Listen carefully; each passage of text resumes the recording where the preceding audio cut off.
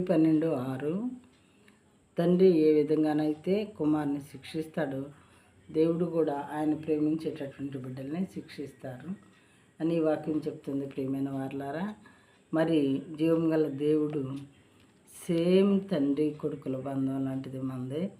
కాబట్టి అనేక సార్లు నేను తండ్రిని మీకు అని చెప్పి మరి దేవుడు ఆ మీనింగ్ వచ్చే వాక్యాలు సేమ్ అది తండ్రి అని చెప్పి మనకి తెలియజెప్పారనమాట. తండ్రి కొడుకుల బంధం ఇది, ఫాదర్ అండ్ సన్ రిలేషన్ అనమాట. ప్రభువు తాను ప్రేమించు వాణిని శిక్షించి తాను స్వీకరించి ప్రతి కుమారుని దండించను. తప్పు చేసినప్పుడు ఏ తండ్రి అయినా ఏ తల్లైనా దండిస్తుంది. ఇన్ ద సేమ్ వే మనం ఏదైనా చేయకూడని పనులు చేసినప్పుడు దేవుడు మన హృదయంతో మాట్లాడుతూ ఉంటారన్నమాట. ఏంటి నువ్వు చేసింది, అది చేయొచ్చా, అది తప్పు కదా, ఎలా మాట్లాడుతూ ఉంటారు. అదే పరిశుద్ధాత్మ ప్రేరేపణ అంటే ఆయన మంచి చేయించేటటువంటి దేవుడు మనకు.